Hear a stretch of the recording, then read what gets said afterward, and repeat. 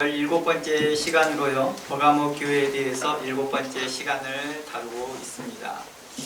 예상치 않게 버가모 교회를 오랫동안 다루게 되네요. 버가모 교회의 오늘은 계시록에 대한 직접적인 해석은 아니지만 민수기를 계속해서 살펴보고 있습니다. 지난주에서 오늘 또 민수기 내용을 좀 더 살펴보려고 합니다. 민수기 내용을 이해할 때 발람의 길을 따르지 말라라는 말을 이해할 수 있을 것 같지요. 발람이 민수기에서 어떤 행동을 취했길래 또 어떤 태도를 취했길래 성경은 우리에게 발람의 교훈과 그의 어그러진 길을 따르지 말라 하였고, 또 우리 그들에 대하여 경계를 삼고 그들을 통하여서 우리의 신앙이 어떠한 방향으로 가야 될지를 우리에게 교훈하였는지를 살펴보고자 한 것입니다. 그런 맥락에서 발람에 대한 태도를 자세히 살펴보기 위해서 민수기를 좀 더 자세히 살펴보고 있습니다. 우리는 지난주에 이러한 내용들을 나눴습니다. 민수기를 통해서 우리의 신앙이 어떻게 점검해야 될 것인지, 또 어떠한 상황으로 가야 될 것인지를 우리는 보았습니다. 발람은 하나님이 가라고 한 것에 대해서 조금도 주저하지 않았습니다. 마치 찬양에 나오는 것들처럼 주 말씀 향하여 그는 달려가는 자처럼 보였습니다. 그는 저도 주저하지 않고 하나님의 말씀을 가지고 나아갔습니다. 하지만 그가 향한 곳은 돈과 명예와 높은 위치를 바라고 있는 곳을 향하였습니다. 우리는 그곳을 향하여 모압을 향하였다라고 말합니다. 그는 모압을 향하고 있었습니다. 여기서 말하고자 하는 맥락은 지역적인 모압을 말하는 것이 아니라 그 마음에 향한 마음이 모압이었다는 걸 이야기하고 있는 것입니다. 반면 사도 바울은 주의 말씀을 가지고 주저함 없이 담대하게 그는 나아갈 곳을 나아가고 있었습니다. 심지어 그곳에는 고난이 있었고 위험이 있었고 그 안에 또한 그의 죽음까지도 골고 그 자리를 가야만 했습니다. 그러나 그는 주저함 없이 그곳을 담대하게 나아갔으며 그곳에 향하여서 그는 하나님의 복음이 그리스도의 말씀이 증거되기를 원하였던 것입니다. 그의 고백과 행동은 우리에게 많은 울림을 주었습니다. 이 내용을 이렇게 말합니다. 나는 주 예수의 이름을 위하여 결박당할 뿐만 아니라 예루살렘에서 죽을 것도 각오하였노라 라고 말합니다. 그러면 그는 행동합니다. 곧바로 예루살렘으로 향합니다. 그는 그의 말과 그의 행동 가운데서 분명코 죽음이 자신을 어떻게 사로잡을 것을 알고 있었고, 그 고난과 핍박이 자신에게 어떤 영향을 미칠 것을 알고 있었음에도 불구하고도 그리스도의 말씀을 향하여 주저함 없이 달려갔습니다. 결코 발람과 같은 자들에게는 결코 할 수 없는 고백이고 할 수 없는 행동이었습니다. 하나님은 발람에게 향하여 말합니다. 그는 어리석었다라고 말합니다. 그 이유가 발람은 하나님의 명령을 받았음에도 불구하고도 물질과 명예에 대한 욕심 때문에 하나님의 뜻을 거듭 거역했기 때문입니다. 그리하여 하나님은 그를 향하여서 어리석은 선지자, 타락한 선지자, 또는 하나님을 배신한 선지자라고 성경은 기록하고 있습니다. 발람과 사도 바울, 또한 사도들, 이 두 사람들의 대조적인 삶을 통해서, 이들의 대조적인 삶을 통해서 우리의 신앙을 돌아보고 진정한 순종이 무엇인지를 우리에게 말해주고 있습니다. 아마 발람도 바울처럼 고백할 수는 있었겠지요. 저도 말씀대로 하겠습니다 라고요. 하지만 그의 실제적인 행동은 바울을 따라갈 수가 없었던 것이겠지요. 우리의 신앙이 에서 무엇이 진정한 순종인지를 우리에게 말해주고 있습니다. 기도와 찬양과 설교만 해서 끝나는 것이 아니라 우리의 삶에서 어떻게 나타나는지를 증명해 보이는 것입니다. 또한 우리에게 성경적 가치관과 하나님께 향한 충성된 마음이 얼마나 중요한지 우리가 지난 시간을 통하여 배우며 마음에 새기는 시간이 되었습니다. 오늘 또 이 말씀을 이어서 민수기를 통해서 하나님이 발람에게 향하여서 오래 참으심과 은혜를 그가 어떻게 멸시하였는지 또 배신하였는지를 또다시 살펴보면서 우리의 연약한 신앙을 돌아보기를 원합니다. 그러하면서 동시에 하나님께서 우리를 향한 오래 참으심과 긍휼하심이 얼마나 크고 놀라운 은혜인지를 다시 한번 상기하고 기억하고 마음에 되새기는 시간 가졌으면 좋겠습니다. 하나님께 향한 충성된 마음, 그 마음이 아니고서는 결단코 우리가 사도 바울과 같은 사도들과 같은 삶을 살아갈 수 없다는 것을 우리는 지난주 시간을 연결했습니다. 주 시간을 연결하여서 오늘 또 계속해서 그 마음을 배워보는 시간 가져보려고 합니다. 발람은 겉으로는 신실한 선지자처럼 보였습니다. 그리고 주의 말씀에 당장 순종한 것처럼 보였습니다. 민수기 22장을 가봅니다. 민수기 22장 말씀에 이렇게 나와 있지요. 가라고 말합니다. 그러자 아침에 일어나 곧장 짐을 싸고 떠납니다. 마치 이의 모습은 그는 전혀 주저함이 없습니다. 거칠 것이 없었습니다. 담대하게 내가 하나님께 받은 말씀을 당장 가서 증거해야겠다 라는 말씀하는 행동처럼 보였습니다.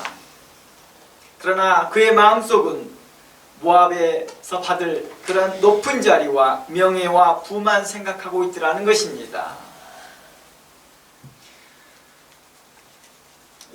제가 종종 목회자 청빙할 때 목사님들에게 그런 말들을 하거든요. 교회에다 그런 말들을 하거든요. 교회에 목회자 청빙 광고를 하지 말아라. 목회자들로 스스로 시험 들게 하고 목회자들에게 스스로 컴피티션하게 하고 경쟁하게 하지 말게 하라. 할 수만 있으면 교회가 추천하고 주변 사람들을 통하여서 추천하는 방식을 쓰는 게 좋겠다. 이를 향하여서 공정하게 교회가 평가하는 그 기준만 세우면 좋겠다라고 말했습니다. 여러 가지를 따져보고 그 교회를 향하여 청빙한 그 소리를 내면서 무슨 생각을 가져요? 온갖 생각들을 다 갖더라는 것입니다. 교회는 또 그것을 이용합니다. 그리고 그렇게 이용하는 그 교회가 하나님 앞에 과연 선할까? 또 그것을 통하여서 왔던 목회자들을 향하여서 저는 이런 생각을 갖습니다. 과연 무슨 생각으로 왔을까? 물론 제가 이렇게 말한 부분들은 교민사회에서 일어나는 해프닝을 보면서 18년간 교회들을 협력하면서 바라보았던 저의 좁은 시선이기 때문에 꼭 맞지는 않을 수는 있지만 결코 그것들을 관가할 수 없다라고는 생각합니다. 발람은 자신이 타고 가던 나귀보다 상황을 파악하지 못하였습니다. 하나님께서 가라고 했으니까 난 가야겠다라고 생각합니다. 하지만 그의 마음속에 탐심이 있었고 그 마음에 다른 생각이 있었던 것이죠. 그의 마음속에 다른 것을 간절히 바라고 있었던 것입니다. 안락과 편안함을 추구했던 것이겠죠. 그래야 그 말이 좋게 들렸기에 그는 곧바로 행동합니다. 짐승보다 말귀를 못 알아듣는 어리석은 자였습니다. 이처럼 상황을 파악을 못하고 말귀를 못 알아듣는 모습은 오늘날 우리들의 모습과 별반 다르지 않을 것입니다. 그래서 하나님은 이사야 선지자를 통하여서 이렇게 말씀하였습니다. 우리가 지난주에 살펴봤던 내용을 이사야 말씀을 좀 더 깊이 살펴보고자 합니다. 이사야서 1장 2절 말씀에 이렇게 말합니다. 하늘이여 들으라, 땅이여 귀를 기울이라. 여호와께서 말씀하시기를 내가 자식을 양육하였거늘 그들이 나를 거역하였도다. 소는 그 임자를 알고 나귀는 그 주인의 구유를 알건만은 이스라엘은 알지 못하고 나의 백성은 깨닫지 못하는도다 하였습니다. 누구에게 대하여 말하고 있습니까? 이스라엘에게 대하여 말하고 있습니다. 발람이 나귀의 행동을 깨닫지 못하고 사안 파악을 못하고 있고 하나님이 말하는 맥락을 이해하지 못한 것들처럼 오늘날 우리들의 모습도 이스라엘 백성과 결코 다르지 않음을 말하면서 이스라엘 백성들이 이렇게 말합니다. 내가 자식을 양육하였거든 그들이 나를 거역하였다 말합니다. 이 말의 맥락은 뭘까요? 하나님께서 양육하였지만은 이스라엘 백성들을 양육하고 보살피고 그들을 사랑으로 이끌었지만은 그 결과가 뭘로 나왔어요? 그 역으로 나오더라는 거예요. 교회 안에서 사랑이 없다, 목사님한테 사랑을 못 받았다, 이런저런 핑계로 해서 오늘날 교회를 떠나는 자들을 향하여서도 성경 과연 그런가? 라고 우리에게 반문하기도 하더라는 것입니다. 양육의 결과가 거역하는 그의 완악한 마음인 것에 대해서는 전혀 그것을 감추려 하더라는 것입니다. 그걸 드러내지 않고 오직 주변에 탓을 하더라는 것입니다. 양육의 결과가 배반이었습니다. 양육의 결과가 사람들이 이렇게 말합니다. 도저히 선지자의 말을 알아듣지 못하겠다라고 불평합니다. 하늘이여 들으라, 땅이여 들으라, 귀를 기울이라. 여호와께서 말씀하시기를 내가 자식을 양육하였거늘 할 때, 이 하나님께서 내가 자식을 양육하였을 때 누굴 통해서 합니까? 선지자를 통하여서요. 하지만 그들이 말합니다. 우리가 도저히 선지자의 말을 못 알아듣겠다 하고 불평합니다. 그리고 들으려 하지 않더라는 것입니다. 이런 백성을 향하여 주님은 한탄해하시며 이렇게 말합니다. 4절, 슬프다 범죄한 나라요, 허물진 백성이요, 행하게 종자요, 행위가 부패한 자식이로다. 그들이 여호와를 버리며 이스라엘의 거룩하신 이를 만홀히 여겨 멀리 물러갔다라고 말합니다. 만홀히 여겼다라는 건 무슨 뜻일까요? 하나님을 업신여겼다라는 뜻입니다. 하나님에 대해서 함부로 대하고 있다라는 뜻입니다. 주께서는 이스라엘을 회개케 할 목적으로 가능한 모든 방법을 써보았습니다. 달래보기도 하고 혼내보기도 하고 때려보기도 하고 그들에게 대한 엄청난 징계도 내려보았습니다. 다양한 방법을 통하여 이스라엘 백성들에게 대하여 여러 가지로 양육하였습니다. 오늘날 교회 안에서 양육이라는 말을 잘못 이해하고 있다는 것이지요. 그냥 좋게 우리는 이 말을 은혜라는 단어로 쓰게 합니다. 은혜스럽게. 하나님은 이스라엘 백성들을 양육할 때 정말 갖고 있는 모든 수단을 다 써보았습니다. 그리고 갖고 있는 모든 심리적인 요소를 다 써보았습니다. 하지만 그의 결과는 하나님을 이용만 할 뿐 자신들에게 어려움이 오고 손해가 오고 피해가 온다면 곧바로 생각이 바뀌더라는 것입니다. 곧바로 태세를 전환합니다. 그래요, 하나님을 거역하고 배반하고 곧바로 떠나더라는 것입니다. 혹 떠나지 않고 남아있다 할지라도 그들 중에는 어떻습니까? 많은 사람들은 어리석게 행동합니다. 그들은 하나님의 말씀을 듣는 것 같지만 그 말의 맥락을 이해하지 못하더라는 것입니다. 사항을 전혀 파악하지 못하고 어리석게 행동하여 하나님의 마음에 실망감만 가득하게 하더라는 것입니다. 우리는 이러한 사항들을 보면서 이는 나에게 해당되지 않겠지라고 생각할지는 모르나 이 상황이 대부분의 우리 모습들이라는 것입니다.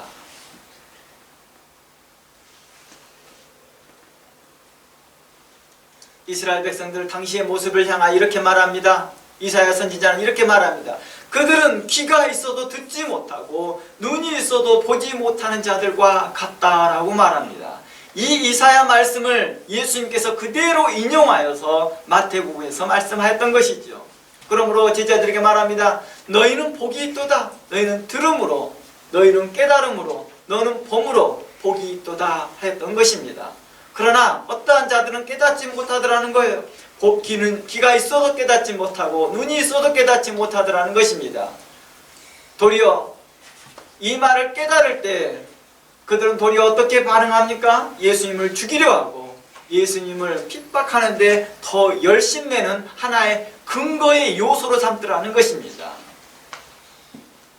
도저히 주께서 하셨던 말씀의 맥락을 깨닫지 못하고 도리어 자신들에게 대한 위해되어지고 가해되어지고 자신에게 위협되어진 말만 기억되어지고 알아듣더라는 것입니다.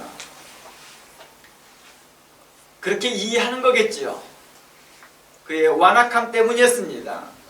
수많은 말로 교훈하고 책망하고 책산하여도 자신에게 해당되지 않은 것이냐 행동하더라는 것입니다. 또 어떠한 자들은 교회 안에서 여전히 머물러 있지만 그들은 수동 공격적인 태도로 무시하거나 다른 행동을 하더라는 것입니다. 전혀 상관없는 행동을 하고 있고 오직 자기 온 외의를 가더라는 것입니다.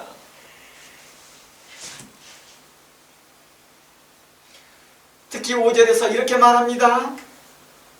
5절에 보니까 양육하였지만 그들의 행위는 더 매를 맞으려는 패역한 행동만 하고 있다라고 지적합니다. 이곳에서 패역이란 말은 진실에서 이탈하다라는 뜻입니다. 패역, 본질에서 벗어나다라는 뜻입니다. 맥락에서 벗어나다라는 뜻입니다. 그들이 이 맥락에서 보면 그들이 매를 맞음으로 인해서 경각되어지고 그들이 이것이 아닌가 보다 라고 생각해야 되는데 그렇게 생각하지 못하더라는 거예요. 더욱 이탈하더라는 것입니다. 얼마 전에 저희 딸이 했던 말이 이런 말이 있습니다. 다른 사람들은 저희 딸에 대해서, 막내딸에 대해서 선생님이 혼내는 것처럼 보입니다. 왜 선생님이 이렇게 혼내는 거 괜찮아? 그러나 저희 막내딸이 이렇게 말합니다. 저는 그것이 혼낸다고 생각이 들지 않아요. 저에게 잘 가르쳐주는 걸로 생각이 들어요. 저희 모르는 것을 잘 지적해주고 저에게 바른 것을 알려주기 때문입니다. 상태가 똑같은 현상인데 받아들이는 방식이 다르더라는 것입니다. 그들은 매를 맞을수록 더욱더 뭘 해요? 패역한 태도를 취하더라는 것입니다. 본질에서 벗어나 맥락에서 벗어난 태도를 취하더라는 것입니다. 이들을 향하여 하나님께서 뭐합니까? 머리부터 발끝까지 그들이 성한 것이 없도다 할 정도로 말합니다. 머리부터 발끝까지 성한 것이 없다라고 말하는 이 말이 뭐예요? 그들의 정신 상태나 그들의 의식 상태나 그들의 가치관까지도 뭐하고 있다는 거예요? 성한 것이 없도다라고 말하는 것입니다. 더욱 진리에서 본질에서 벗어난 행동들만, 맥락에서 벗어난 행동들만 하더라는 것입니다. 마치 발람처럼 말입니다. 이러한 행동의 대표적인 인물을 꼽자 한다면 바로 발람이라고 우리는 말하는 것입니다. 발람은 하나님의 오래 참으심과 긍휼하심과 인자하심을 욕되게 한 자이며 거룩하신 하나님을 만홀히 여기는 자였다는 것입니다. 하나님의 긍휼하심과 하나님의 자비하심과 하나님의 그 오래 참으심으로 인해 그를 양육하였고 책선하였고 책망하였을 때 이제는 그걸 가볍게 여기더라는 것입니다. 자녀들이요, 학교에서요, 선생님한테 많이 혼난 아이들이요, 선생님들을 더 존중할 것 같죠? 안 그래요? 무시합니다. 처음에 한두 번만 경의하는 것 같고 무서워하는 것 같지 시간이 가면 갈수록 뭐합니까? 만성에 젖어서 더 무시하더라는 것입니다. 그래서 어떤 사람들이 교육학에서는 또 이렇게 말합니다. 그러니까 얘들은 혼내면 안 돼. 그러니까 얘들은 다 뭘로 해. 그 결과가 오늘날 우리는 처참한 결과를 보고 있습니다. 아이들은 각각 자기 임의대로 하더라는 것입니다. 성경은 뭐합니까? 양육이 하는 그 성경의 방식은 우리에게 다양한 방식을 통하여 사셨다는 것입니다. 로마서는 2장에서는 이러한 자들에 대하여 하나님의 진노를 쌓는 자라 말합니다. 로마서 2장 말씀에 하나님의 오래 참으심과 긍휼하심과 인자하심을 향하여 양육하였던 그것을 이제 욕되게 하였고 하나님을 만홀히 여기며 가볍게 여기는 자를 향하여 하나님의 진노를 쌓는 자라고 지적합니다. 로마서 2장 4절 봅니다. 혹 내가 하나님의 인자하심이 너를 인도하여 회개케 하심을 알지 못하여 그의 인자하심과 용납하심과 길이 참으심의 풍성함을 멸시하느뇨. 멸시라는 게 뭐라고요? 이제 아무것도 아닌 것처럼 생각하더라는 거예요. 당연한 결과, 당연히 자신들이 받아야 될 결과라고 생각하고 있는 것입니다. 5절 말씀에 다만 내 고집과 회개치 아니하는 마음을 따라 진노의 날 곧 하나님의 의로우신 판단이 나타나는 그 날에 이 말 진노를 너희 스스로에게 쌓고 있다라고 말하고 있습니다. 이 말씀은 하나님께서 능력이 없어서 참으신 것이 아니라는 것입니다. 하나님께서 무능하여서 그냥 묵묵히 바라보고 있는 것이 아니었다는 것입니다. 하나님께서 무능하여서 그래 그렇게 해라 또 한 번 기회를 주고 또 한 번의 기회를 주고 다시 한 번의 기회를 준 것이 아니었다는 것입니다. 대책과 대안이 없어서가 아니라 하나님의 그 오래 참으심과 인자하심과 긍휼하심이었다는 것입니다. 우리를 향한 크나큰 긍휼하심과 은혜에 이 본문은 초점이 있습니다. 동시에 그 은혜를 거부하고 고집스럽게 자신의 죄를 고집하면서 자신의 입장을 고집하면서 자신의 강팍한 마음대로 행하는 자들을 향하여서 엄중한 심판이 결국에는 그들에게 남아있다, 기다리고 있다는 것을 알려주고 있는 것입니다. 하나님께서 죄인들을 즉시 심판하지 않는 이유가 뭘까요? 그분의 인자하심을 통해 우리가 회개하고 구원에 이르기를 원하시기 때문입니다. 우리를 위하여 인자하심으로 우리를 향하여 양육하심은 견책하시고 훈계하시고 책망하고 책선하신 이유는 우리가 회개하기를 바라고 있었던 것입니다. 에스겔서 18장 한번 가봅니다. 에스겔서 18장 23절입니다. 에스겔서 18장 23절 말씀에 주 여호와의 말씀이라 내가 어찌 악인이 죽는 것을 조금인들 기뻐하겠느냐. 그가 돌이켜 그 길에서 떠나는 것을 어찌 기뻐하지 않겠느냐. 하나님은 우리가 악인 되었음에도 불구하고도 하나님의 마음을 아프게 하고 실망시키고 비방하였음에도 불구하고도 하나님은 여전히 우리를 향하여 안갚음하지 아니하고 우리가 선한 길, 의로운 길, 진리의 길에 서기를 원하시더라는 것입니다. 그러할 때 하나님은 기쁘시더라는 것입니다. 그러나 만일 의인이 돌이켜 그 공의에서 떠나 범죄하여 악인이 행하는 모든 가증한 일을 행하면 살겠느냐? 결코 살 수 없다. 너가 행여 의인이라 할지라도 너는 살 수 없을 것이다. 왜냐? 이미 배신한 자요, 이미 하나님께 대하여서 악한 마음을 가진 자이라 하였던 것이죠. 그런 자가 살겠느냐? 살 수 없다. 그가 행한 공의로운 일은 하나도 기억되지 아니하리니 그가 범한 허물과 그 지은 죄로 죽을 것이라 말합니다. 그분의 오래 참으심은 우리를 향한 사랑과 긍휼의 표현이지 죄를 묵인한다는 의미는 아니었습니다. 하나님은 죄를 묵인하는 것이 아니라 하나님께서는 오래 참으심을 강조하고 있는 것입니다. 이로 인하여서 우리에게 기회를 주고 너희 스스로를 정결케 하여 선한 길을 선택하라는 것입니다. 넓은 길이 아니라 좁은 길을 선택하라, 이 말이었습니다. 주께서 가셨던 길, 그리스도께서 가셨던 길, 주님의 거룩한 사도들이 갔던 길, 제자들이 갔던 길, 믿음의 선진들이 갔던 그 길을 선택하라 했던 것입니다. 그러나 어떤 사람들은 하나님의 이 같은 오래 참으심을 멸시합니다. 그들은 하나님께서 죄를 벌하지 않으신다라고 착각합니다. 아마 자신들이 하는 행동에 대해서 정당한 이유를 대면서 아마 그 이유가 받아지어졌다라고 생각할지도 모릅니다. 자신의 죄악된 행동을 그리하여 계속 이어갑니다. 무엇이 잘못인지를 모릅니다. 무엇이 문제인지를 모릅니다. 책망을 들어도요, 그 책망을 받았던 그 사건을만 기억할 뿐이지 그 책망했던 내용을 기억을 못하니까 그러는 거예요. 아동 심리학에서 이런 말을 합니다. 아이들을 혼내놓고 나면 아이들을 왜 혼난지를 모른대요. 그냥 혼났던 기억만 난대요. 그리고 그 내용들은 뭐예요? 전혀 기억을 못하고 있어요. 그러니까 다음에 또 그 죄를 또 범한다는 거예요. 그 잘못을 또 범한다는 거예요. 근데 그 모습이 오늘날 영적으로 교회들이 그러고 있지 않나요? 이스라엘이 그러고 있지 않았나요? 혼났던 기억만 납니다. 하나님은 무서운 분, 두려운 분, 왜 혼난 내용에 대한 내용을 전혀 기억을 못합니다. 그래서 그러한 행동들이 반복적으로 벌어지더라는 것입니다. 그래서 자신의 죄악된 행동들이 왜 잘못된지를 모르고 계속해서 행하고 그 맥락과 본질과 진리에서 벗어난 행동들을 계속하며 폐역한 행동들을 하더라는 것입니다. 로마서는 이러한 태도가 얼마나 위험한지를 우리에게 말해주었던 것이지요. 그건 스스로 너희가 하나님의 진노를 쌓고 있는 거다.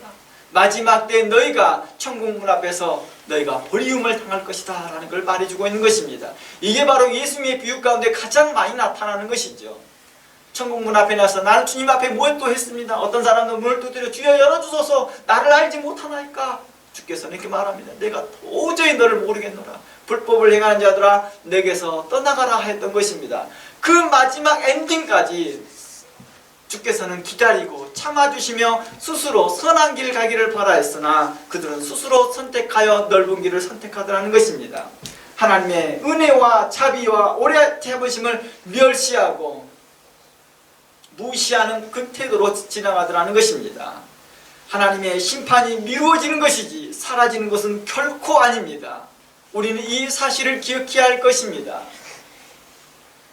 심지어 의인이 그 정도에서 돌이켜 악을 행하면 그 행한 죄로 인하여 죽을 것이라 경고하였습니다. 이는 발람의 길을 가는 자에게도 해당됩니다.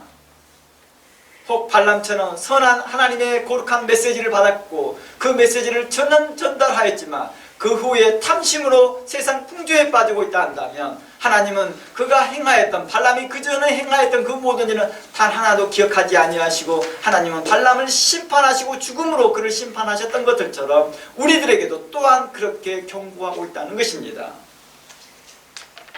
발람도 하나님의 영이 임하였던 자였고 하나님의 영으로 말미암아 하나님의 거룩한 말씀을 그대로 전달하였던 자였으나 그 모든 의로운 일이 단 하나도 기억된 바 없더라는 것입니다. 발람이 대표적으로 그러한 바리새인과 그러한 외식적인 모습, 그런 거짓된 모습의 대표적인 모습으로만 나왔던 것뿐이지 발람과 같은 자들이 성경에 기록되지 않았지만 얼마나 많았겠습니까? 단지 우리에게 고울로 삼고자 발람의 내용을 기록해 준 것뿐입니다. 발람은 하나님께 말씀을 받고 그 말씀대로 증거한 발람이지만 결국 그 마음을 돌이켜 죄를 범하였을 때, 악을 행하였을 때 하나님은 그를 향하여서 결코 주저함이 없이 그를 심판하였습니다. 어느 죄까지 지었을 때 주저하지 않으셨습니까? 발람이 바로 이스라엘 모든 민족에게 죄를 범하게 하였습니다. 공동체를 흔들었고 공동체의 그 흐름들을, 공동체에 가지고 있는 기본 질서를 망가뜨렸을 때 하나님께서는 발람을 주저함 없이 그를 심판에 넘기더라는 것입니다. 심판하셨더라는 것입니다. 발람이 그동안 해왔던 모든 의로운 일과 공의로운 일은 단 하나도 기억됨이 없이 그는 거짓 선지자의 대명사로서 오늘날 우리에게 기억되어지고 거울로 삼아져 있다는 것입니다. 거짓 선지자요, 하나님을 배신한 선지자요, 타락한 선지자요, 그는 이방 선지자, 이방 무당과 같은 자와 같다라고 평가되어지고 있는 것입니다. 우리가 잘 알고 있는 그동안 우리가 살펴보았던 다니엘과 그의 세 친구, 그들도 또한 발람처럼 하나님께 계시를 받았던 사람입니다. 특히 다니엘도 발람처럼 하나님께 거룩한 계시를 받고 앞으로 될 일과 하나님의 거룩한 나라, 메시아의 나라가 도래할 것을 말하였습니다. 다니엘도 그렇게 하였고 에스겔도 그렇게 하였고 사도들도 그렇게 하였습니다. 그러나 그들의 마음은 발람과 달랐습니다. 그들의 마음은 순전했고 그의 마음은 정직했습니다. 다니엘은 그가 하나님의 거룩한 말씀을 말하고 계시를 말하면서 자신이 이걸 통하여서 느부갓네살 왕에게 딜하면서 자신에게 높은 자리를 주지 않을까, 그런 마음을 품지 않더라는 것입니다. 왕이시여 당신의 꿈꿈을 내가 해석해 줄 테니 나에게 높은 자리를 보장하소서, 나에게 명예를 주시고 나에게 돈을 주시고 재물을 주시옵소서라고 그 마음을 품지 않더라는 것입니다. 왕의 문제를 해결할 자는 오직 나밖에 없습니다. 하나님이 내 편이시며 하나님께 내게 이미 말씀하였습니다. 그러나 하나님이 허락하지 않으면 말하지 않겠습니다 하며 은근히 자기 자신을 드러내면서 은근히 자기 자신의 능력들을 과시하면서 느부갓네살 왕을 압박하지 않았다는 것입니다. 그는 겸손한 마음으로 하나님께 나아가면서 하나님께 받았던 말씀을 느부갓네살 앞에 섰을 때에도 그는 겸손한 양처럼 느부갓네살 왕에게 구합니다. 왕이시여, 내게 말한 그 모든 것을 증거할 때 느부갓네살 왕은 다윗을 칭찬합니다. 다윗을 높이 들려갑니다. 그때 느부갓네살은 엎드립니다. 이 모든 것이 내 지혜가 아닙니다. 하나님의 것입니다. 그는 순전한 마음으로 충성하였습니다. 그는 하나님께 향한 순결한 마음으로 다른 것, 세상과 타협하지 않았다는 것입니다. 그는 명예와 재물과 높은 자리를 탐하지 않았습니다. 그러나 하나님은 그를 높이시라는 것입니다. 그들을 다니엘을 높여 만국의 모든 사람으로 보게 하더라는 것입니다. 오늘날 믿음의 사람들에게도 성도들에게도 보게 하여서 그렇게 하시더라는 것입니다. 하나님 앞에 겸손한 자들을 하나님께서 어떻게 높이 쓰시는지를 말씀해 주셨다는 것입니다. 또한 사도 바울도 사도 요한도 주님께서 말씀하신 거룩한 계시와 앞으로 된 일들을 받았지만, 우리가 지금 현재 계시록을 살펴보고 있지만 사도 요한도 그 넓고 깊은 계시를 받았지만 그는 교만하지 않았습니다. 사도 바울은 3태쯤까지 경험하면서 하나님의 거룩한 계시를 받았지만 그도 교만하지 않았고 도리어 죽기를 각오하고 예루살렘을 향하였고, 그는 그리스도의 복음을 위하여 헌신하였습니다. 돈과 명예와 높은 자를 탐하지 않고 오직 겸손히 주님을 위해 온몸을 바쳐 헌신하며 충성하였더라는 것입니다. 우리는 이러한 믿음의 선지들과 사도들을 본받는 우리 모두가 되어야 할 것입니다. 성경에서 예수님을 나의 주님이시오, 나의 구원이시오, 나의 하나님으로 믿는다는 것은 단순하게 교리적 지식을 쌓는 것이 아니었습니다. 단순하게 지적인 봉의를 넘어서 우리에게 이렇게 말합니다. 주께서 어디로 가든지 믿고 따라가는 것을 말하는 것입니다. 말씀이 나를 어떻게 인도하든지 내가 그 말씀대로 따라가는 것입니다. 겸손히 따라가는 것입니다. 나의 의로움으로 따라가는 것이 아니요, 나의 지식으로 따라가는 것이 아니라 하나님 앞을 향하여서 겸손히 따라가는 것입니다. 그러나 두 마음을 품고서는 결코 주를 그렇게 따를 수 없습니다. 행여 두 마음을 품고 행여 그런 따르는 모습을 보였다 할지라도 하나님은 아시고, 또한 결국에는 그 두 마음이 자기를 넘어지게 하더라는 것입니다. 발람처럼 말입니다. 발람은 두 마음을 품면서 한편으로는 하나님의 편, 한편으로는 자신의 세상 풍족을 따라서 세상 풍조를 따라 그는 달려갔습니다. 그러나 결국에는 이것으로 인하여서 온전하지 못하고 이것에도 저것에도 어느 것 하나에도 만족감을 얻지 못하고 그는 멸망의 자리에 서게 되더라는 것입니다. 발람은 하나님 앞에 여러 번의 기회를 받았지만 그는 하나님 앞에 계속해서 실망만 줄 뿐이었습니다. 하나님께서 여러 번 실망을 준 발람을 또다시 용서하고 그에게 이스라엘 진영까지 가도록 말합니다. 민수기 22장 다시 들어가 봅니다. 민수기 22장 35절에서 내용을 살펴보려고 합니다. 발람이 나귀 사건을 통하여서 이제 자신의 잘못을 뉘우칩니다. 내가 잘못했습니다 라고 말합니다. 하나님은 다시 발람에게 다시 기회를 줍니다. 이스라엘 진영까지 가서 예언하도록 합니다. 그 이유는 발람의 마음이 의로웠기 때문이 아니었습니다. 바로 하나님의 오래 참으심과 긍휼하심으로 말미암아 주신 기회였던 것이지요. 그러나 우리는 어떻습니까? 우리는 또다시 이런 기회가 올 때는 어떻습니까? 자신이 잘해서 이렇게 받았다고 생각합니다. 오늘날 하나님 앞에 의롭지 못한 목회자들이 또다시 높은 자리에 서서 또다시 자신들이 해야 될 말들을 하고 다닐 때에 그들은 또다시 교만하고 거만한 태도를 취하더라는 것입니다. 처음 3개월, 처음 6개월 동안은 정말 겸손한 모습처럼 보이게 하더라는 거예요. 근데 그게 오래 못 가더라고요. 항상 이게 오래 못 가더라고요. 이게 3개월 이상을 넘지는 못하더라고요. 평균적으로. 그 악한 마음이 드러나더라는 거예요. 우리 그런 말 하잖아요. 세상 사람을 다 말합니다. 작심삼일이라고. 작심삼일. 왜 작심삼일이라 할까요? 작심이라는 게 뭐예요? 작정하고 마음에 새겼다는 뜻이에요. 근데도 그것도 3일밖에 못 가더라는 거예요. 하나님 앞에 그 겸손함과 하나님 앞에 의로운 신실함은 그 작심에서 되는 것도 아니더라고요. 따른 여러 가지 훈련 가운데 또 참고 견디며 인내하면서 그걸 배워나가는 것인지요. 하나님의 마음을 깊이 새기며 하나님의 마음을 깊이 새기면서 살아가는 것입니다. 하나님 말씀을 깊이 새기면서 그 말씀이 나를 어떻게 인도하든지 간에 행여 그것이 내게 손해가 온다 할지라도 참고 묵묵하게 가보는 것입니다. 발람 스스로 자신을 하나님께서는 이렇게 원하셨던 것이죠. 발람 스스로 자신을 정결케 하기로 원하셨던 것입니다. 이렇게 기회를 주면서 이제 이스라엘 진영까지 가라고 말하였던 것은 이제 하나님께서 발람에게 말합니다. 너의 자신을 스스로 정결케 하여라. 이 기회를 통해서 너 자신을 정결케 하여라. 그리고 그 선한 길을 스스로 선택하여 의로운 길, 생명의 길을 가기를 바랐다는 것입니다.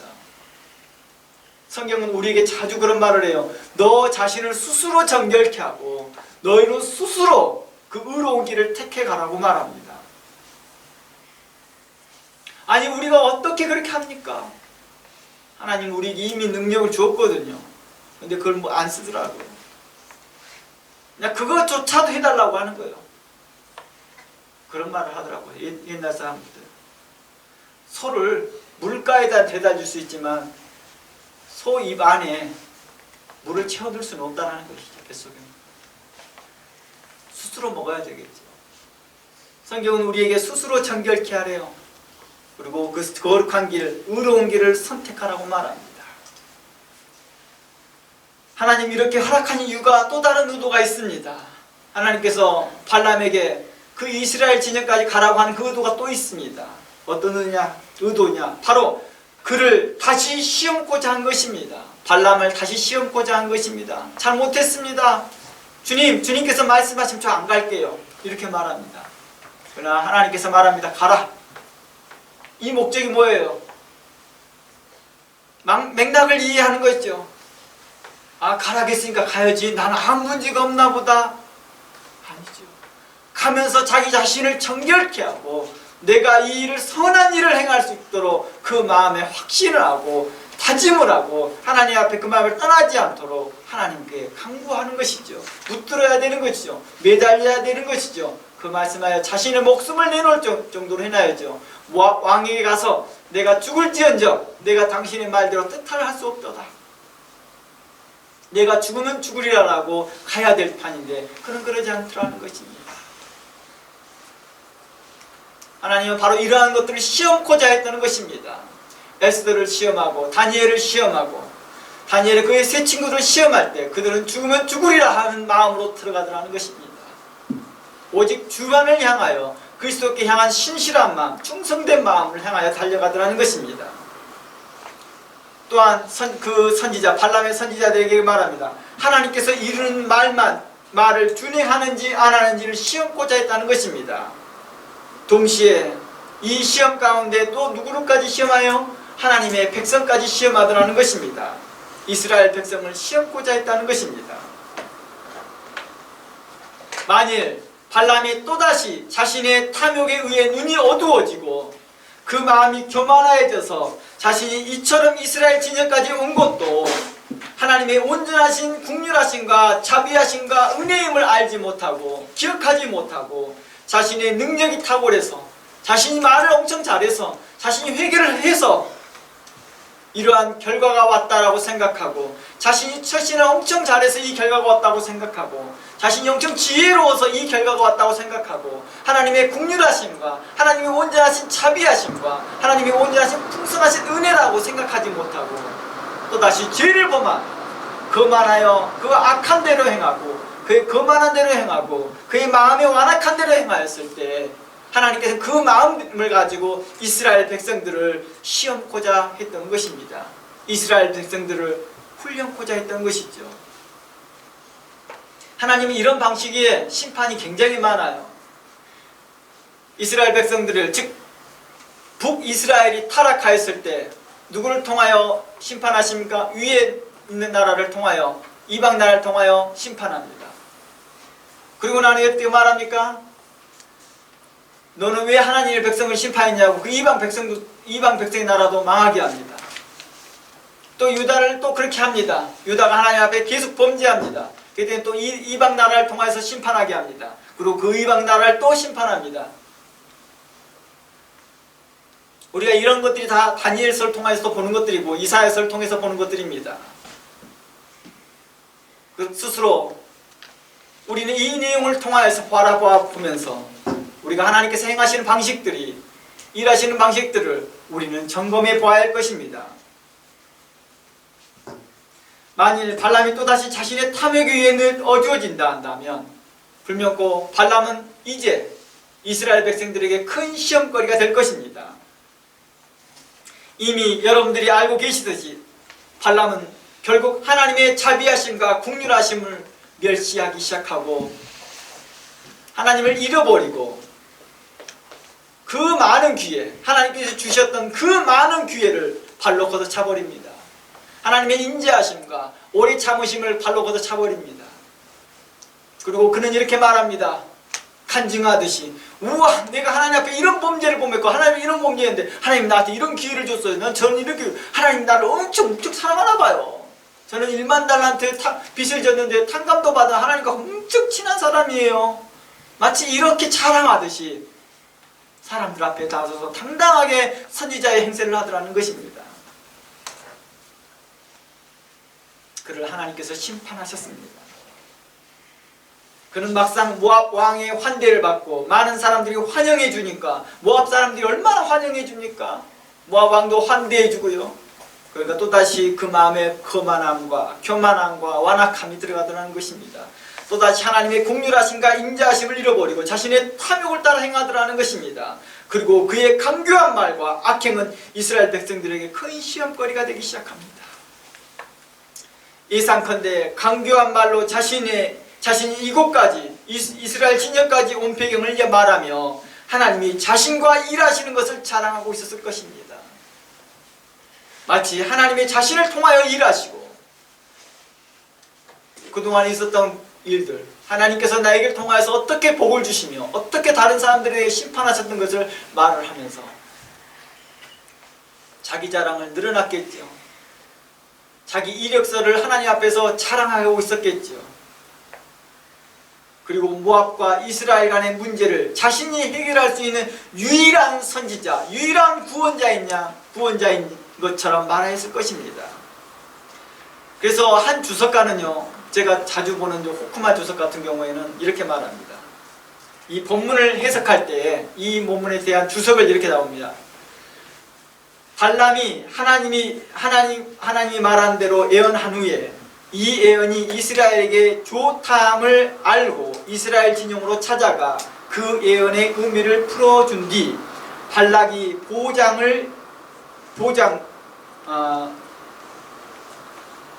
발락 왕이 보장해 주었을 그 부와 명예를 누구에게? 모세에게 요구하였을 것이다 라고 말합니다. 이건 이 주석가의 그런 가설입니다. 가설. 그러나 모세가 이를 거절하자 그는 그대로 돌아갈 수 없어서 모압 왕에 가서 사악한 꾀를 내어 미디안 족속을 통해 이스라엘을 범죄케 했다라고 이렇게 주석합니다. 저는 이 설명을 성경 전체 본문과 또 여러 신학자들의 해석을 종합해 볼 때 충분히 개연성 있는 말이라 저는 생각합니다. 저는 이 주석가의 추론을 바탕으로 말을 좀 더 붙여보겠습니다. 발람은요, 발락 왕과 헤어집니다. 이제 마지막으로 그가 이스라엘 축복하고 끝나잖아요. 그리고 발락도 또 발람도 각각 자기 길로 갔더라 라고 끝납니다. 마치 일로 아무 일이 없던 것 같지만 26장에서 어떤 일이 발생됐어요? 바로 이스라엘 범죄가 일어납니다. 그 범죄의 원인이 어디로부터 왔다고 했어요? 발람으로부터 왔다라고 말합니다. 바로 이런 걸 개연성을 연결했을 때 보는 것입니다. 바로 헤어진 후에 이스라엘 진영으로 찾아갔을 것입니다. 그리고 모세와 그리고 이스라엘 장로들과 각 지파 지도자들을 모아놓고 자신을 소개했겠죠. 자신이 누구라고요. 그리고 발람은 이렇게 말합니다. 자신의 계시라 말하면서 이렇게 말하겠죠. 하나님께서 어떻게 자신에게 역사했었고 또 무슨 말씀을 하셨고, 그리고 그런 오는 과정들을 이야기했겠죠. 그러니까 발람만 알고 있는 내용이잖아요. 발람이 나귀하고 대화했던 것은요, 누구에게 이야기 안 했으면 아무도 모르잖아요. 그렇죠? 근데 그것을 모세가 알고 있고 그걸 기록해놨잖아요. 그러니까 이런 내용들을 다 말을 하면서 하나님이 내 편, 하나님이 나를 얼마나 사랑하냐, 이렇게 부족한 나를 이렇게 쓴다 하면서 자신을 은근히 하나님의 편에 있는 사자처럼 말하더라는 것입니다. 물론 맞습니다. 부족한 우리를 쓰는 건 분명히 맞아요. 하지만 그의 결과가 참혹한 결과를 얻어냈기에, 발람이 그 참혹한 선택을 했기에 우리는 그를 향하여서 그 내용을 비꼬아서 하는 말입니다. 물론 하나님께서 정말 사도 바울과 같이 고백처럼 아무것도 아니었던 우리를 귀하게 존귀하게 쓰셨던 일들은 분명한 사실입니다. 우리의 실패에도 불구하고도 우리를 다시 존귀케 하고 사용하신 건 분명한 사실입니다. 그러한 사람들의 간증도 저는 그들을 비하할 마음도 없습니다. 저는 단지 발람에 대한 이야기와 그 발람의 그 결과를 우리가 알고 있는 사이에서 그의 말이 얼마나 거치장스러운 말이며 그러한 말들이 얼마나 강교한 말인 것을 말하고자 하는 것이고, 그걸 비꼬아하는 말인 것입니다. 그리고 그는 이렇게 말했을 것입니다. 발람은 하나님께 받은 계시를 자신은 더하지도 빼야지도 아니하고 하나님의 말씀을 그대로 전달했다. 하나님께서 나보고 그렇게 하라고 했으니까 난 그대로 했다. 정말 25장까지 보면 그는 단 하나도 더하거나 빼지도 않았습니다. 그대로 전달 다 했습니다. 이스라엘 축복했거든요. 그리고 덧붙여 말했을 것입니다. 자신은 발락 왕이 보낸 사람들 앞에서 어떤 태도를 취했는지, 난 그들이 왔을 때 난 그들에게 대해 이렇게 말했다. 하나님께 나 기도해보고 나 그 말대로 해주겠다. 하나님이 허락하지 않으면 나 안 가겠다 했다. 그러나 내가 하나님께서 기도했더니 하나님께 허락해서 나 그들에게 함께 간 곳이다. 그러면서 그 발락의 고관들에게 했던 말들, 자신이 얼마나 겸손하고 얼마나 자신이 신실하게 말했는지를 말했겠지요. 계속 제가 말합니다. 이러한 태도를 우리가 가져야 되는 건 분명합니다. 그러나 발람의 결과를 우리가 알고 있기에 이 말을 우리는 다른 풍자하여서 이야기하는 것입니다. 이제 그는 자신을 신실한 선지자로 소개했고 능력 있는 선지자로 소개했을 것입니다. 자신의 도움으로 이스라엘 백성들이 가나안 땅에 최종적으로 들어갈 수 있음을 어필할 수도 있었겠지요. 이 사건이 어디에 있었어요? 바로 가나안 땅 바로 맞은편에 있었거든요. 숫곳이라는 곳에요. 그냥 한 발짝만 더 들어가면 가나안 땅인 거예요. 자신을 통해 복과 저주가 임하였던 것을 어필하면서 가나안 땅에 들어가는 것이 자신을 손을 통해서 하나님께서 행하실 것처럼 말했겠지요. 당시에 아브라함도 선지자였잖아요. 같은 동시대에 다른 지역의 동방에 또 선지자가 누구입니까? 욥이 있었던 것처럼 자신도 그렇게 생각했겠지. 하나님께서 모세를 통하여서 당신의 일을 하셨던 것처럼 난 다른 지역이었지만 하나님께 나를 역사하였다. 그러나 최종의 이 시간에 하나님께 나를 이곳에 보낸 이유들은 있겠지 않겠느냐. 하나님의 그 인도하심이 있지 않겠느냐. 하나님의 의도가 있지 않겠느냐 하면서 자신의 속마음을 감춘 채 계속해서 자신의 원하는 의도대로 이끌어가려고 했던 거겠지요.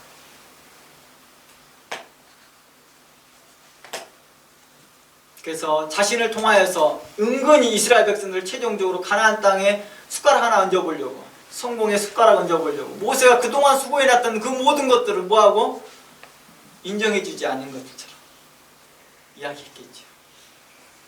마음에 있었겠죠. 그런 마음들이요. 탐욕스러운 마음들을 보면 그런 마음도 충분히 가질 수 있는 사람이라 본다는 것입니다. 이러한 모습들이 이렇게 출현하는 이유들은 우리의 모습들이기 때문입니다. 우리들의 우리 가슴 속에 감춰져 있는 마음들이기 때문입니다. 이러한 태도가, 이러한 모습들이 우리 스스로가 죄를 쌓고 있는 것이고 발람 스스로가 죄를 쌓고 있는 것이고 하나님의 진노를 쌓아 올리고 있는 것입니다. 그는 간증하는 것이 아니라 자신의 탐욕을 감추기 위해 거룩한 말로 포장하고 있기 때문이라는 것입니다. 물론 훌륭한 간증, 훌륭한 그 신앙의 간증도 있습니다. 그러나 그 간증 속에 감추어져 있던 것들도 우리는 분별해내야 될 것입니다.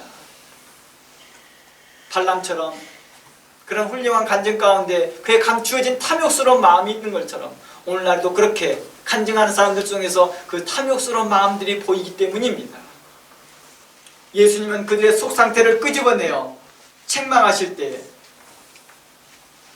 어땠습니까? 회개한 것이 아니라 도리어 예수님을 죽이려 하고 예수님을 핍박하였던 서기관과 바리새인들이 있습니다.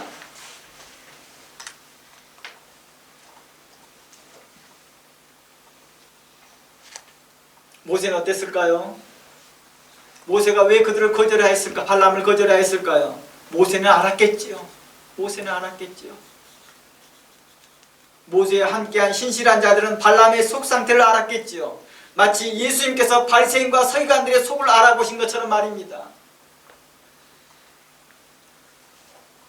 그리고 그를 책망하셨던 예수님, 그의 속 상태를 보시고 책망하였던 예수님, 그때 바리새인과 서기관들의 반응은 어땠을까요? 회개하였을까요? 아니었습니다. 회개한 것이 아니라 도리어 예수님을 죽이려 하고 예수님을 핍박하더라는 것입니다. 다른 말귀는 못 알아들어도 자신의 인격을 무시하는 듯한 말, 자신의 자존심을 상하게 하는 말, 자신이 해왔던 모든 것들을 멸시하는 듯한 말, 그런 말들은 잘 알아듣거든요. 자기가 돌이켜야 될 말들은 깨닫지 못하나 자신에게 직접적으로 오는 그 피해적인 말들은 알아듣는 것입니다. 예수님을 향하여 공격적인 태도가 바로 이렇게 해서 나타납니다. 이처럼 발람도 자신을 인정하지 않고 자신의 요구가 거절되자 자존심이 엄청 큰 상처를 받았겠지요. 아니 이 사람들이 나를 선지자로서 대우하지 않네 라고요. 그나마 복수심과 안갚음으로 이스라엘 지파 중에서 특히 시므온 지파를 틈타서 자신들을 이제 어필하기 시작하겠지요. 이런 사람들이 꼭 예부 세력들을 뭐합니까? 주변 이제 교회 주변 사람들을 가지고 자기 사람들을 만들더라고요.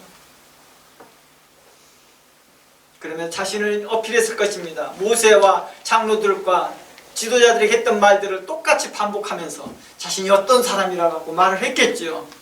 어필하면서 이제 모세를 대항하며 40년 동안 약속 땅에 들어가지 못한 이유가 백성의 완악함과 백성들의 배신 때문이 아니라 그는 이렇게 말했겠죠. 모세의 지도력 문제야. 모세의 지도력 문제야.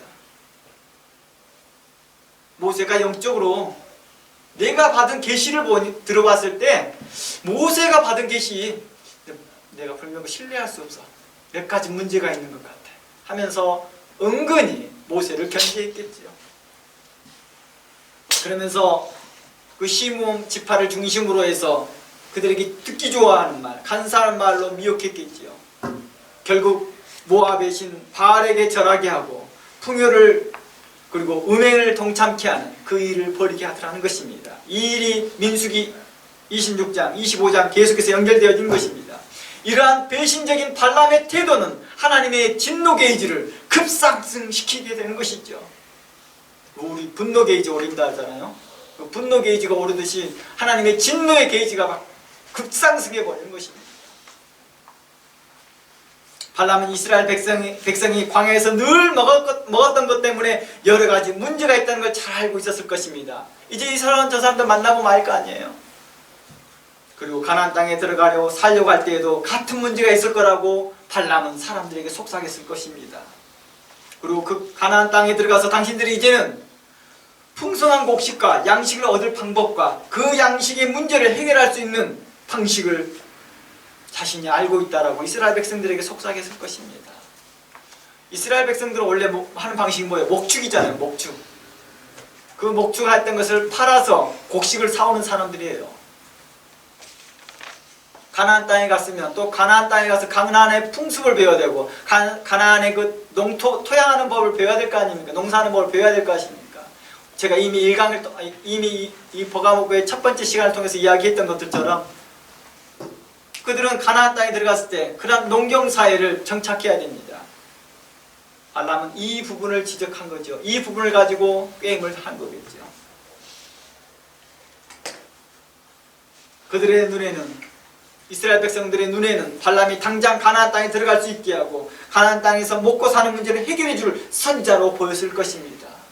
그리고 그동안 모세에 대한 그 마음에 대하여서 불편한 마음들, 그의 너무 강한 리더십, 그의 너무나 그 외골수적인 태도들, 계속해서 40년 동안 빙빙빙빙 돌면서 우리에게 이해되지 않는 말과 이해되지 않는 태도들에 대한 그 많은 말들을 가지고 자신들의 입장을 재해석하면서 모세에 대한 신뢰가 이미 많이 망가진 이런 마음에 거기다 불을 붙여준 것이겠죠. 더 이상 모세의 말에는 더 이상 귀에 들어오지 않습니다. 더 이상 모세의 선지자나 모세를 통해 모세와 함께 있던 선지자들, 장로들이 했던 말들이 이제 귀에 들어오지 않습니다. 그들의 권위도 들어오지 않습니다.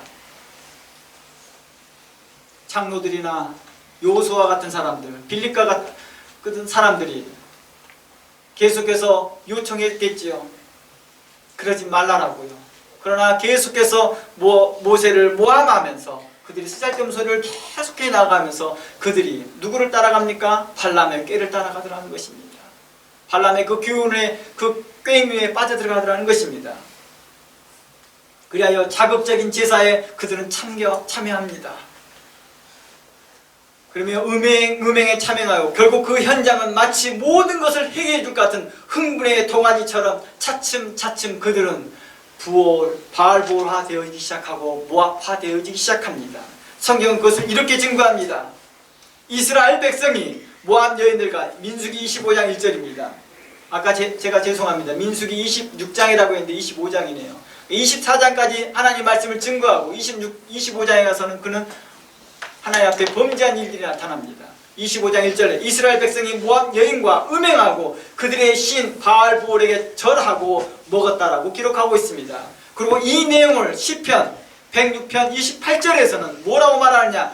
바알과 연합하였다라고 말합니다. 바알과 연합했다, 이 말은 무슨 말이냐? 그들이 바알화되어졌다, 모압화되었다는 뜻입니다. 이곳에서 모압 여인들과 음행했다는 것은 단순한 육체적 관계를 넘어서 이교도적인 제사 방식입니다. 이 방식이요. 당시 이교도들은요 어떻게 했느냐면 풍요의 의식의 하나로서 이런 여사제들과 함께 음행을 하면 풍요가 온다라고 생각했던 것이죠.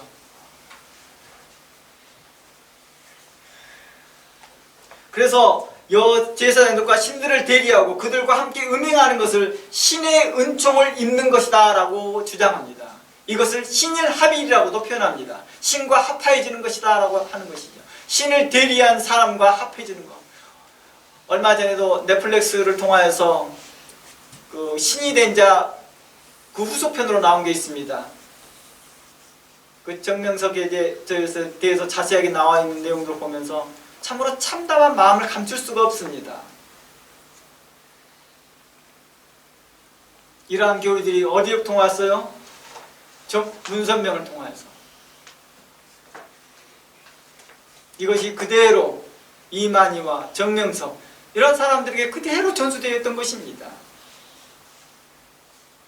그래서 그들은 이것을 성스러운 결혼이라고 말합니다. 어떤 결혼이요? 성스러운 결혼이요. 정말 고귀한 결혼을 정말 망쳐버리고 그 언어를 이렇게까지 불편한 언어로 만들어 놓을 수가 있을까요?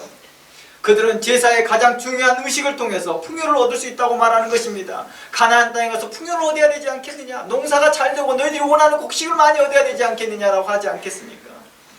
가나안 땅에서 너희들이 얼마나 고생했느냐? 이제는 가나안 땅에 들어가면 광야에서 얼마나 고생했느냐? 이제 가나안 땅에 들어가면 그걸 걱정할 필요 없다. 이는 단순하게 육체적인 음행을 넘어서 영적인 간음이요 하나님을 배신하고 다른 신을 섬기는 행위였다는 것입니다. 이 일로 인하여서 하나님의 진노가 임하였고 이스라엘 백성 가운데 전염병이 돌아서 24,000명이 죽습니다. 이것도 24,000명을 딱 정해놓고 정해놓은 게 아니라 비느하스 제사장이 일어나서 이 일에 대해서 당당하게 행동을 움직입니다. 그 악을 행하는 자들, 음행하는 자들을 그 자리에 바로 죽여버립니다. 그때 그 전염병이 멈춥니다. 하나님은 우리가 스스로 정결케 하고 행동하기를 원하더라는 것입니다. 결단하기를 원하고 있다는 것입니다. 십계명에서 제1계명인 너와 나 외에 다른 신을 내게 있게 하지 말라에 대한 그 징계였습니다. 전 세계 동서고금, 동해안과 서양 전 세계를 불문하고요. 가장 심각한 죄가 뭔지 아세요? 여러분, 살인죄 같지요? 아닙니다. 전 세계 동일합니다. 이 죄만큼. 어느 나라나. 바로 배신하는 죄입니다. 이 말을 반역죄라고도 표현하고 있습니다. 능지처참이란 말 들어보셨나요? 이게 영국에서 처음으로 쓰인 말입니다. 사지를 다 절단해버리는 거죠. 영국에서 처음으로 쓰는 거죠. 전 세계적으로 바로 이러한 배신하는 죄를 향하여서 이렇게 하는 것입니다. 바로 하나님께서 바로 이스라엘 백성들을 향하여서 그렇게 하신 거겠죠. 배신감을 느끼신 거죠. 이 사건은 그들의 영혼과 달리 신과 연합하는 은총을 얻는 시간이 아니라 도리어 하나님과의 관계를 단절시키고 심판을 초래하는 행위였던 것이죠. 오늘날 이처럼 발람의 교훈과 그의 어그러진 길을 따라 영적 간음에 빠지고 세속에 빠지는 교훈을 따르는 자들이 있더라는 것입니다. 오늘날 풍요신학과 성장신학과 뉴에이지 신학을 따르는 자들이 인본주의적 가르침과 범신론적 구원난에 빠지고 있더라는 것입니다. 이미 이 내용은 설명했기에 자세한 내용을 다시 지난 설교를 들어보시기를 원합니다. 이러한 기독교적 혼합주의는 하나님을 믿지만 세상의 방식대로 살자라는 태도입니다. 하나님을 믿지만 세상의 방식대로 살자. 겉으로는 하나님을 믿는다고 하면서도 실제로는 세상의 부와 명예와 안락을 추구하는 신앙생활을 말하고 있는 것입니다. 스스로의 노력으로 구원을 이루는 것입니다. 명상과 영적 수련과 자기개발 등을 통해 사는 것이죠. 그래서 스스로 각성하여 살아가는 것입니다. 이는 복음을 희석시키는 것이고 진리를 왜곡시키는 것이고 하나님의 은총을 탐욕으로 바꾸는 자들이라고 말하는 것입니다. 결국에는 모든 공동체를 영적으로 타락시키는 일들을 하고 있다라고 하는 것입니다. 세상 풍조를 따르는 것이 하나의 유행이 되듯이요, 오늘날 교회가 그러더라는 것입니다. 너도 나도 따라하면서 나름 세련된 시대라 하면서 뽐내는 이 음란한 세대를 향하여 주께서는 말합니다. 교회가 본받지 말라라고요. 그러나 오늘날 많은 교회들이, 여러 교회들이 이러한 잘못된 방식을 따라합니다. 오늘날 교회에서도 잘못된 결혼 방식과 그리고 이혼하는 것을 대수롭지 않게 생각합니다. 또 하나님 외에 다른 것을 추구하는 것이 마치 유행처럼 번지고 있더라는 것입니다. 과거 70년대 중반에서 80년대 초반까지요, 한국에는 하나의 유행처럼 있었던 게 있었습니다. 부녀자들이 집을 나가는 것이죠. 결혼 생활이 조금만 어려우면요, 무조건 집 나가는 것이 유행처럼 있어 멋지게 보였거든요. 현대인의 여성처럼 보였었거든요. 폭삭 소가수다에서 그 플랜카드 나오잖아요. 이제는 가난한 성도가 되는 것이 하나의 유행처럼 행해지고 있더라는 것입니다. 당연하게 생각하고 있더라는 것입니다. 물론 그들에게는 각자 다 이유가 있겠지요. 하지만 이러한 모습이 과거 광야교회 이스라엘 백성들이 보인 모습이라는 것입니다. 그리고 하나님은 이 일로 진노하시고 그들을 심판하셨다는 것을 기억하셔야 될 것입니다. 고린도서 10장 6절 말씀에 이렇게 말합니다. 고린도서 10장 6절 말씀에 그런 일은 우리의 거울이 되고 우리로 하여금 저희가 악을 즐겨하는 같이 즐겨하는 자가 되지 않게 하려 함이라. 저희 중에 어떤 이들을 같이 너희는 우상 숭배하는 자가 되지 말라. 기록된 바 백성이 앉아서 먹고 마시며 일어나서 뛰논다 함과 같으니라. 저희 중에 어떤 이들이 가늠하다 하루에 23,000명이 죽었나니 우리는 저희와 같이 가늠하지 말지니라. 저희 중에 어떤 이들은 주를 시험하다가 뱀에게 멸망하였나니 우리는 저희와 같이 시험하지 말자. 저희 중에 어떤 이는 원망하다가 멸망시키는 자에게 멸망하였나니 너희는 저희와 같이 원망하지 말라. 저에게 당한 이런 일이 거울이 되고 또한 말세를 만난 우리의 경계로 기록하였다라고 말씀하고 있습니다. 오늘날 이렇게 무너진 교회들이 있습니다. 이는 그들이 니골라의 교훈과 발람의 교훈과 그들의 어그러진 길을 따라 쫓아갔기 때문이죠. 마치 그 길은 넓은 길과 같고 모든 가나안 땅에 들어가면 풍요를 얻게 해주고 모든 것을 해결해 줄 것처럼 말하였으나 결국엔 그것이 아니었다는 것이죠. 세상 풍족을 쫓아가고 세상에서 오는 것을 얻고자 했던, 자신이 추구하였던 것을 얻을 수 있는 것처럼 보였으나 그것은 우리로 바알보올화 시켰고 화시켰다는 것입니다. 바알보올 사건이 어디에서 일어났다겠죠? 시딤에서요. 이 시딤이라는 공간이 어떤 의미적인 공간이냐고요? 굉장히 중요한 공간입니다. 이 사건이 있고 난 다음에 하나님께서 심판합니다. 그리고 어떤 일을 합니까? 23,000명이 죽고 난 다음에요, 하나님께서요 군대를 일으킵니다. 그리고 모압을 다 죽여버립니다. 모압을 심판합니다. 그리고 모압을 죽고 난 다음에 어떻게 하실까요? 발람도 함께 죽여버립니다. 그러고 난 후에 얼마 후에 모세가 이제 마지막 고별 설교를 합니다. 마지막 설교를 합니다. 이 시딤에서 마지막 설교를 합니다. 그 마지막 설교 내용이 자세하게 나온 것이 바로 신명기 내용이 바로 마지막 모세의 한 말입니다. 신명기는 곧 시딤에서 모세가 했던 모든 말들이 기록된 내용이죠. 그 중에서 13장에 이런 말이 나옵니다. 한번 볼게요. 13장 1절. 13장 1절 말씀에 이렇게 말합니다. 너희 중에 선지자나 꿈꾸는 자가 일어나서 이적과 기사를 내게 보이고, 누가 의미할까요? 모세 입장에서 발람과 같은 자들이겠죠. 발람의 부활 사건이 워낙 큰 사건이었기에 모세는 이 일을 언급하고 있었고 기억하고 있었고 신명기에서 이 일을 언급합니다. 너희 중에 선지자나 꿈꾸는 자가 일어나서 이적과 기사를 내게 보이고, 하나님께서 이제 모세를 통하여 말씀합니다. 그가 내게 말한 그 이적과 기사가 이루어지고 너희가 알지 못하던 다른 신을 우리가 따라 섬기자고 말할 때에도 너는 그 선지자나 꿈꾸는 자의 말을 청종하지 말라. 이는 너희의 하나님 여호와께서 너희의 마음을 다하고 뜻을 다하여 너희의 하나님 여호와를 사랑하는 여부를 알려하사 너희를 시험하려 하심이다 했다는 것입니다. 발람은 나름의 가지고 있는 능력을 가지고 이스라엘 백성들을 미혹하면서 이스라엘 백성이 자신을 참 선지자처럼 소개했을 것이고 그들을 미혹하였을 것입니다. 하나님께서는 이렇게 말합니다. 그를 따르지 말라. 발람과 같은 자를 따르지 말라라고 말합니다. 그러면 뭐가 필요할까요? 우리에게 영적 분별력이 필요하지 않겠습니까? 하나님께 능력을 받고 하나님께 계시를 받고 하나님께 신령한 지식을 받았다 할지라도 하나님께 향한 충성된 마음, 신실한 마음이 없는 자를 어떻게 우리가 구분할 수 있을까요? 발람은 자신의 배를 위하여 사역하는 자였고 오직 세상 풍조에 빠지는 자들이었습니다. 성경은 이러한 자들을 사꾼이라고 말하였습니다. 사도 바울은 디모데전서, 디도서 등 이러한 자들을 향하여 계속해서 언급하면 이런 자들은 거짓된 사도요 거짓 선지자요 광명의 천사로 가장하는 자들이라고 말합니다. 이들은 다 발람의 길을 따라가는 자들이요 발람의 어그러진 길을 찾는 자들입니다. 성경은 이러한 자들을 악한 자라고 묘사할 뿐만 아니라 광명의 천사, 양의 탈을 쓴 일이라고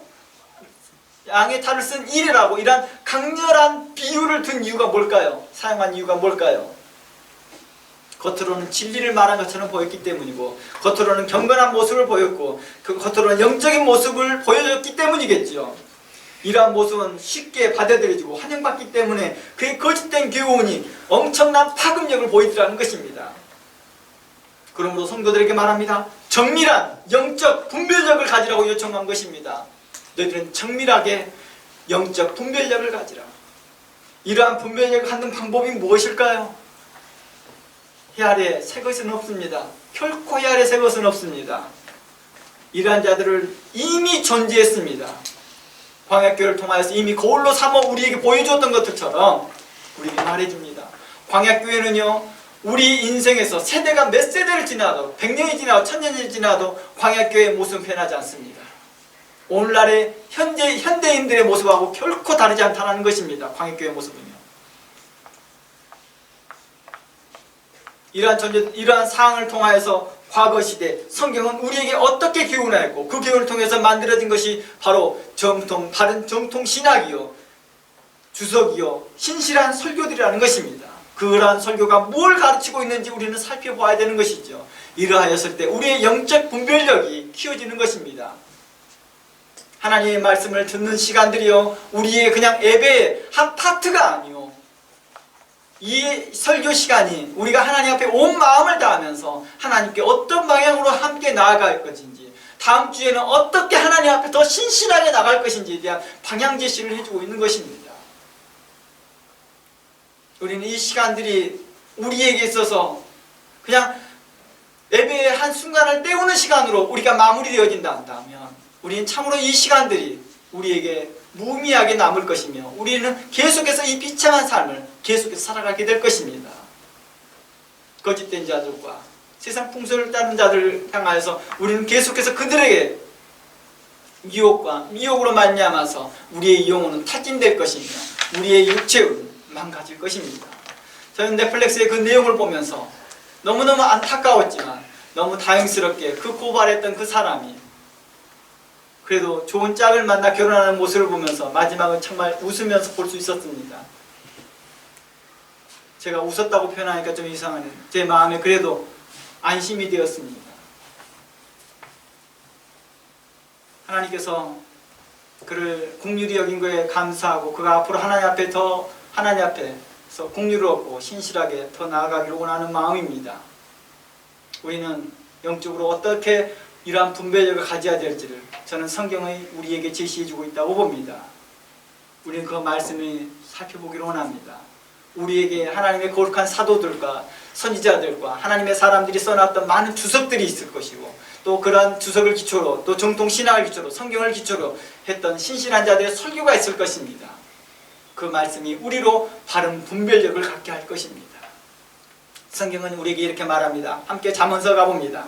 이 말씀 읽고 마무리해보고자 합니다. 잠언서 1장 말씀입니다. 잠언서 1장. 잠언서 1장은 이는 이라고 시작하는 이는 하나님의 말씀입니다. 하나님의 말씀은 지혜와 훈계를 알게 하며 명철의 말씀을 깨닫게 하며 지혜롭게 의롭게 공평하게 정직하게 행할 일들을 너희에 대하여 훈계를 받게 한다라고 말합니다. 이 이는이라는 맥락에 우리는 여러 가지를 넣을 수 있습니다. 하나님의 말씀, 하나님의 말씀을 증거하는 설교, 하나님의 말씀에 대해서 이야기하는 신학, 이렇게도 이야기할 수 있을 것입니다.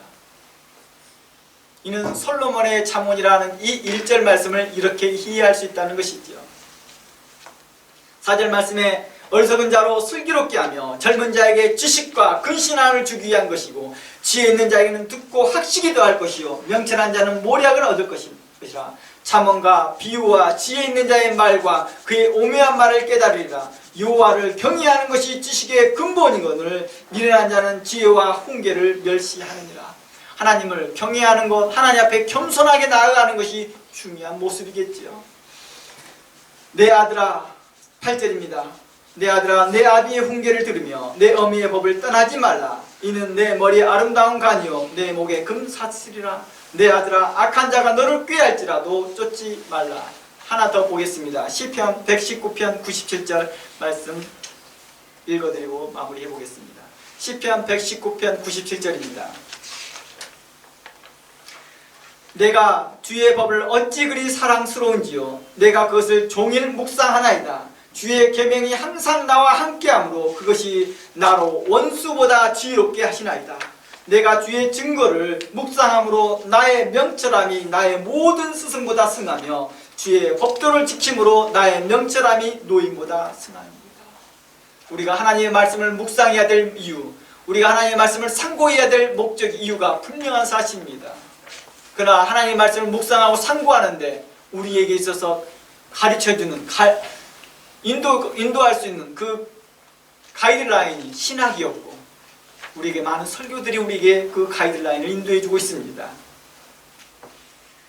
내가 주의 말씀을 1절입니다. 내가 주의 말씀을 지키려고 발을 금하여 모든 악한 길로 가지 아니하였사오며 주께서 나를 가르치심으로 내가 주의 규례를 떠나지 아니하였나이다. 주의 말씀의 맛이 내게 어찌 그리 단지요 내 입에 꿀보다 더하니이다. 여러분의 삶에서요 하나님의 말씀을 묵상하고 상고하는 것이 이러한 것이 내 삶에 있어서 그냥 단순하게 지식적인 전달이 아니라 내 삶에 있어서 정말 이러한 느낌을 받아야 되는 것이고 이런 걸 체험하는 것이죠. 정말 하나님의 말씀이 내게 꿀처럼 달다. 하나님의 말씀이 내 입에 정말 내 심령을 시원케 하여 주고 내 갈 길을 분명히를 밝힌다는 것을 경험하는 것입니다. 104절 주의 법도로 인하여 내 명철케 되었으므로 모든 거짓 행위를 미워하나이다. 주의 말씀은 내 발의 등이요 내 길의 빛입니다. 이 은혜가 여러분 모두에게 함께하기를 주의 이름으로 축원합니다. 함께 기도합니다. 하나님 감사합니다. 하나님께서 우리를 향하신 그 베푸신 은혜에